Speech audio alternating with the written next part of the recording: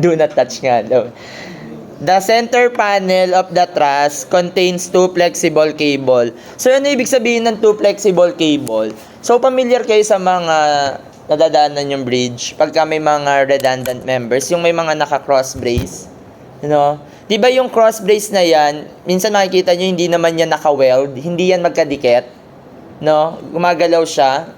Or, wala din siyang hinge na may maggaganon. So, parang nakatali lang siyang paganon. May mga cable structures na ganyan.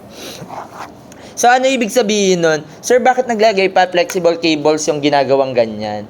So, sa flexible cables kasi, kapag ganyan, di ba yung cable, sobrang lakas niyan sa tension. Di ba, mapapansin nyo yung cables natin na napakanipis. Pero pag hinila nyo yun, sobrang lakas niya, yung lakas ng tensile strength niya. Kaya ginagamit natin yung cable. Pero kapag yung cable ay kinompress mo, sira agad. Nagbe-bend siya agad. Ibig sabihin, hindi siya nagkikerry ng compression, napakahina na. Magkikerry man siya, very minimal na lang. So, kaya parang nineneglect na lang natin siya. So, ngayon, dito sa member natin na yan, sa cables na yan, kapag nag-a-act siya as a member dito sa truss natin, yung isa dyan, nagkikerry ng tension, and then yung isa dyan, nagkikerry ng compression. Kapag nagkikerry siya ng compression, ginagawa natin siyang zero. Zero na. So, parang tatanggalin mo na yung member na yan. Kunyari, ito yung ng zero. So, ibig sabihin, ganyan na siya. Kasi nga, di ba, pag chinek nyo to, naalala nyo yung Isko Moreno, 2 joints. Ilan yung member? 1, 2, 3, 4, 5, 6, 7, 8, 9, 10. Kasi ito yung member na yan, member yan, 10. Tama ba? 10. Ilan yung reaction? Roller hinge, 3. Minus 2 joints. Ilan yung joints? 1, 2, 3, 4, 5, 6. Ano nakuha natin? 1 degree. Sir, first degree na yan, indeterminate na siya.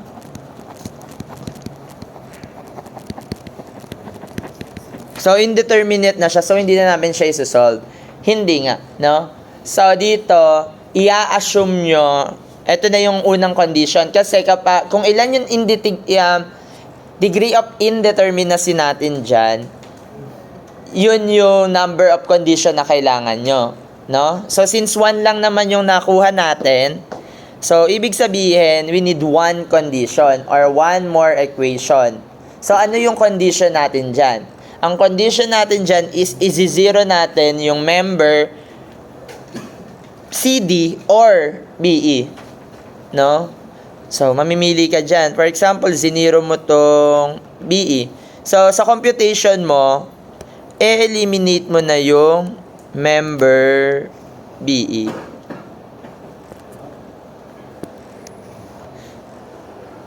Ayan. So, parang, ilan na lang yung member mo? 9. So, 9 magiging determinate na siya. So, kapag nakita kayo ng cross bracings, automatic, meron dyang 0 cable, Yung isa magkikerry ng tension. So, paano natin malalaman yan? Malalaman natin yan kapag kinompute na natin, So, the center panel of the truss in the figure contains 2 flexible cables. At what load P will cause a compressive force BD? So, ibig sabihin may compressive force daw dito sa BD. So, yung actual force natin dyan is compression. Then, determine the tension diagonal BE or CD acting and the force in it. So, kapag ganito, section na yung pinakamadali. Okay. Kasi kapag nag-joint ka, pwede pa rin naman yung joint. Sir, paano yung joint? So, syempre, given ka dito ng BD, Ayan. Tama. Tapos, kapag nag-joint ka dito kay B, So, meron ka dito na compressive force. Ilan yung unknown? 1, 2, 3. Tama? Kaso, what if inassume mo na ito yung compression? So, kapag inassume mo na yung BE compression, eliminate mo na yan. Okay? So, ano ibig sabihin nun? Di siya yung may zero na siya. No? So, masasolve mo na agad si BD and AB. Kaso, hindi mo pa sure kung tama yung assume mo. No? So, ang gawin natin ay mag-section tayo. So, paano tayo magsa-section dito? So, ano yung gusto natin munang i-assume? Ay, wala pa palang reaction. Sorry, kailangan natin solve yung reaction. So, this is RA and AF. Baliktad. FY pala. Saan galing yung AF? FY.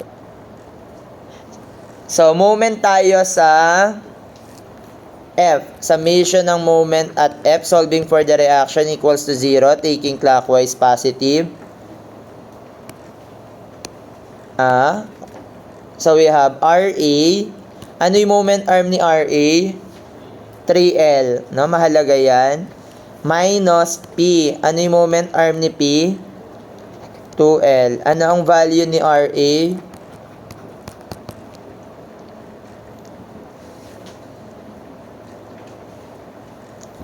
PL, 2PL over 2P over 3. Tama? Cancel kasi si L. Saan naka-cancel pala? So, magkano si AF? FY. Sanin ng...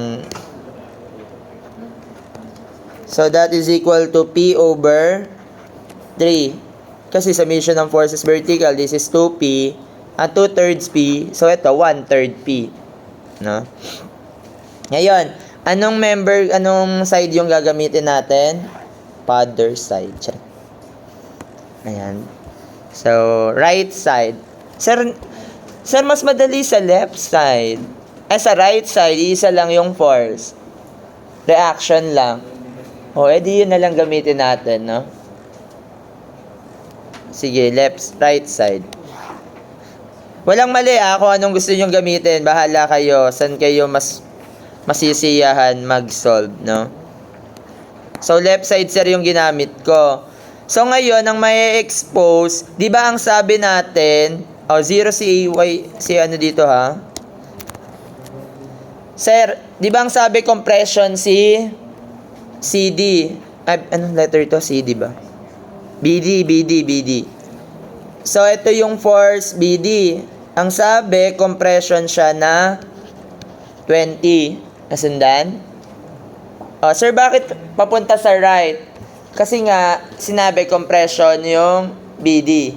No? So, kino-compress niya. Tapos, di ba ang sabi natin, i-assume natin na tension lahat? So, this is CE. Kayo yon. Tapos dito, sa member dito, yung cable na yan, i-assume mo parehas na tension. No? Anong member to? BE, tsaka CD and BE. Tama? By engineering judgment, no? Since isa lang naman yung forces vertical dyan, di ba yung Fy natin nakalagay dyan P over 3, no? Ayan na yung malalaman natin. Kesa mag-assume ka dyan, no? So, kapag nag-P over 3 ka dito, for example, siniro mo to, si CD, na CD yung inassume mo na tension, no? Inassume mo na compression. Pagka ni-zero mo yan, so, kapag nag-summation ng forces vertical ka, anong masasolve mo na BE? Diba? Imagine niyo, pataas yung force mo dito, tapos pataas pa yung force mo dito. Ibig sabihin, eto, mali yung direction nito. Tama? Kasi walang kokontra dito So, aling member ang kokontra dito sa tingin nyo? So, ibig sabihin, sure na tayo na si BE yung mag-compression. Ibig sabihin, siya yung i-zero natin. No? So, this is 0. So, ngayon, pwede mo na siyang ma-solve. So, ito ni angle nito 45, no? Actually, parehas naman silang 45. So, ngayon, mag-summation tayo ng forces vertical. Along y is equal to 0, upward, positive. Nasundan? So, ano ni mga forces vertical? Nandiyan dyan si P over 3 minus, kasi downward, no? Minus CD. Ano yung y component ni CD? Sine of 45 equals to 0. Magkano si CD? So, sipat lang natin. So, we will get P over 3 sine 45. Kasi sir, wala pang value ng P. Masasolve natin yan. Saan tayo pwedeng mag-moment? Dito. Para mawala si CD and CE. Anong letter ito? C? So, summation tayo ng moment at C is equal to 0, taking clockwise positive. So, ano ni mga forces na umiikot? Si 20. Ang moment arm ni 20 ay L. No? Minus P over 3. Ano yung moment arm ni P over 3? Kay point C? 2L. Equals to 0. So, magka-cancel si L. Magkano si P? That is equal to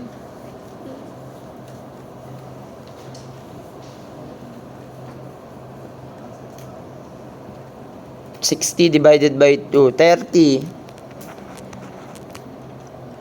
May value ba? Kilonewton. 30 kilo Newton. So, ito na yung value ng P natin. And then, ano ang value ng CD? 30 divided by 3 sine 45. Positive 14.14. Kilonewton. So, this is in tension. May isa pa bang hinahanap? Wala na. So, ibig sabihin, si CD, yan na yon, and then, yan na yung value ng P. Sir, paano pagka mali kami ng assume? Paano kung ganito? Ginawa mong, nyari ito yung ginawa mong may value, si BE. Edi mag-moment ka dito. Pagka nag-moment ka dito, wala ka pang value nito, no? Pero, masasolve mo na agad si, kunwari, kinuha natin si BE, no? So, ito yung assume mo na 0. Ito, na-imagine. Mali ito ha, wag mong copy. No, wag nyo na copy ito, minamali ko lang. Nyari, na-assume mo na si CD yung 0. So, kapag nag-summation ako ng forces vertical, ito yung may value ko, no? Si BE. Si CD, na-assume ko na 0. So, summation tayo ng forces vertical is equal to 0, upward, positive. So, we have P over 3 plus BE sine 45 equals to 0. So, BE is equal to negative P over 3 sine 45. Then next, mag-moment naman tayo sa E. No, bakit ako nag-moment sa E?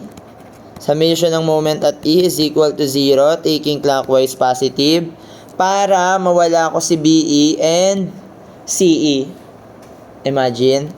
So, we have 20. Ang moment arm ng 20 ay L.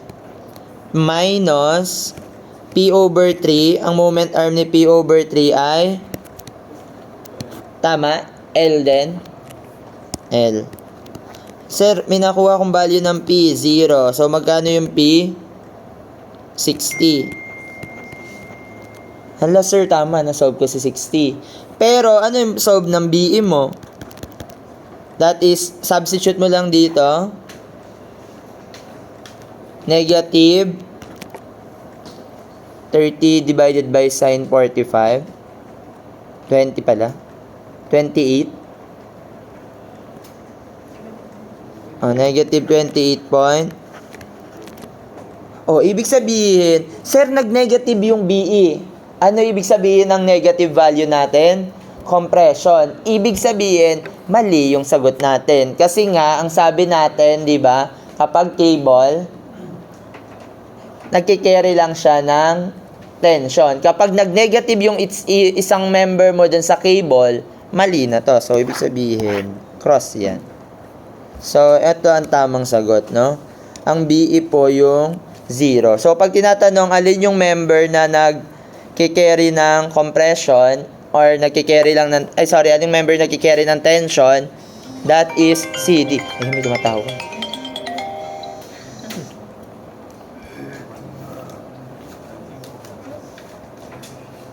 Sino po ito?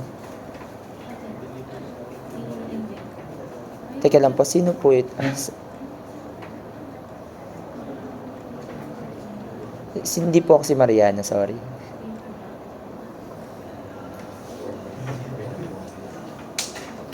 Hindi ko po kilala. Thank you. Stop link? Ano yun? Alam mo yung mga tao? Scam. Sabi ko, hindi po ako si Mariano. At sinabi ko pala, yes, speaking.